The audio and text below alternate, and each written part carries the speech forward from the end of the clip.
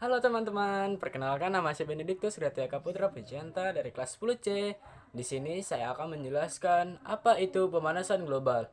Nah, teman-teman udah tahu belum pemanasan global itu apa? Nah, pemanasan global itu adalah suatu peristiwa di mana terjadinya peningkatan suhu di atmosfer dan permukaan bumi. Peningkatan suhu tersebut tentu akan membawa dampak yang cukup besar dan menyebabkan pada perubahan tatanan ekologis suatu kehidupan. Nah, teman-teman tahu nggak penyebab kenapa bisa terjadinya pemanasan global? Nah, salah satu penyebab terjadinya pemanasan global adalah adanya efek gas rumah kaca. Secara umum, efek rumah kaca diartikan sebagai proses naiknya suhu bumi yang disebabkan perubahan komposisi atmosfer, menyebabkan sinar matahari tetap berada di bumi dan tidak dapat dipantulkan secara sempurna keluar dari atmosfer. Nah, teman-teman tahu nggak apa sih gas paling besar di gas rumah kaca sehingga dapat menyebabkan pemanasan global? Nah, gas yang berada di efek gas rumah kaca yang paling besar itu ada dua. Yang pertama adalah gas karbon dioksida atau CO2.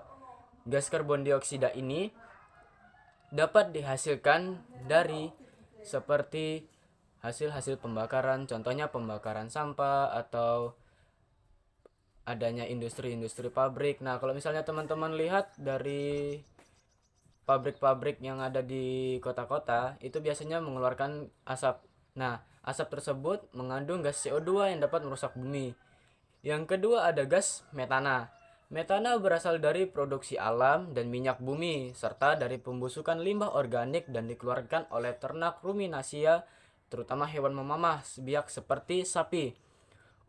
Nah, sebagian besar gas metana ini dihasilkan oleh proses metagenesis. Metana di atmosfer bumi merupakan salah satu gas rumah kaca yang utama dengan potensi pemanasan global 25 kali lebih besar daripada CO2 dalam periode 100 tahun ke depan. Nah, kalau kita berbicara penyebab, pasti kita akan mengetahui dampak-dampaknya. Nah, kita akan membahas dampak-dampak pemanasan global.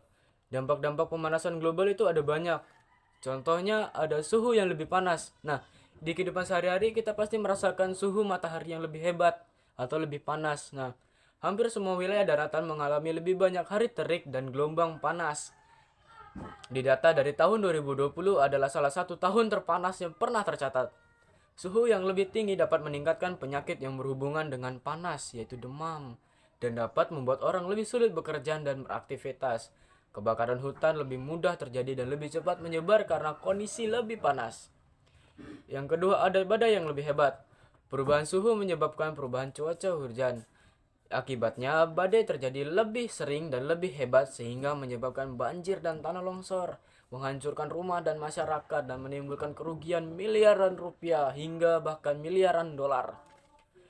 Yang ketiga, kenaikan suhu dan permukaan laut. Laut menyerap sebagian besar panas dari pemanasan global. Ini menyebabkan lapisan es mencair dan menaikkan permukaan laut, mengancam komunitas pesisir dan pulau. Karbon dioksida juga diserap oleh laut, mengancam sehingga tidak lepas ke atmosfer. Bertambahnya karbon dioksida membuat laut lebih asam yang membahayakan kehidupan di dalamnya. Yang keempat, kehilangan spesies. Perubahan iklim akan menimbulkan resiko bagi banyak kehidupan spesies di daratan maupun di laut. Resiko ini meningkatkan suatu suhu naik, kebakaran hutan, cuaca ekstrim, serta serangan hama dan penyakit adalah beberapa ancaman yang terkait dari perubahan iklim. Beberapa spesies akan dapat pindah dan bertahan hidup, tetapi yang lain tidak. Yang kelima, kekurangan makanan. Perubahan iklim dan peningkatan kejadian cuaca ekstrim adalah salah satu alasan di balik peningkatan kelaparan dan gizi buruk. Untuk secara global, perikanan, tanaman pangan, dan ternak dapat hancur atau menjadi kurang produktif. Stres panas dapat mengurangi air dan padang rumput untuk pengembalaan. Nah, itulah tadi dampak-dampak yang dihasilkan oleh pemanasan global.